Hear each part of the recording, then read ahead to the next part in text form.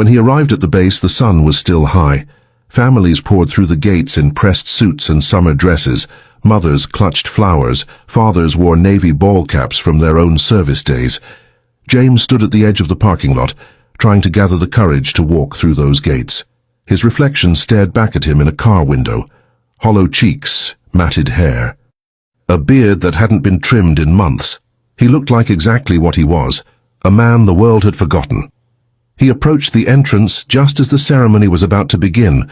2 guards stood at the security checkpoint. Tyler Marks, 28, fresh-faced and by the book.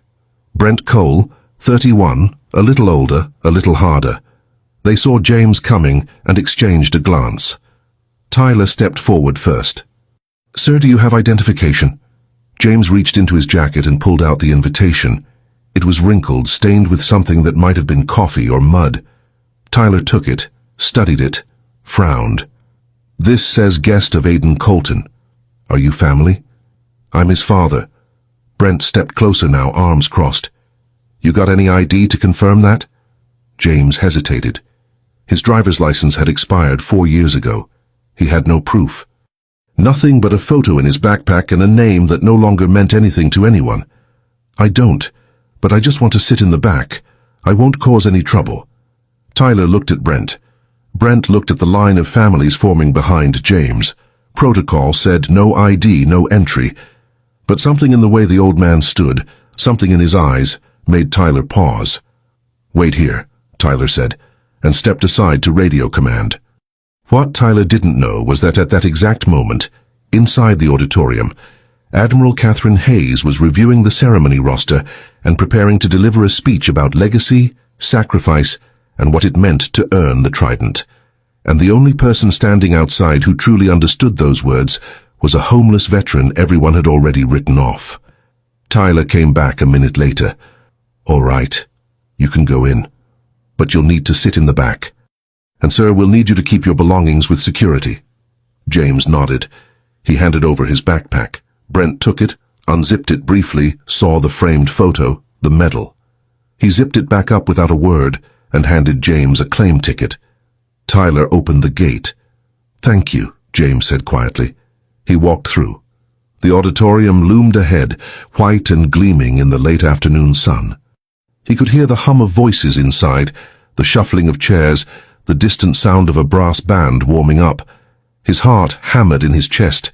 He hadn't been on a military base in over a decade. It felt like stepping into a past life. Inside, the auditorium was packed, rows and rows of families. At the front, a stage draped in navy blue and gold. Behind it, the American flag and the Navy SEAL trident emblem. James slipped into the last row, into a shadowed corner near the exit. A few people turned to look at him. A woman in a floral dress wrinkled her nose and whispered something to her husband. A man in a suit shifted his chair a few inches away. James kept his eyes forward. The ceremony began. The brass band played the national anthem. Everyone rose. James stood slowly, his hand over his heart, his lips moving silently to words he hadn't spoken aloud in years. Then Admiral Hayes took the podium. She was 58, with sharp eyes and grey hair pulled into a tight bun. She'd spent 35 years in the Navy and commanded more respect than most flag officers twice her rank.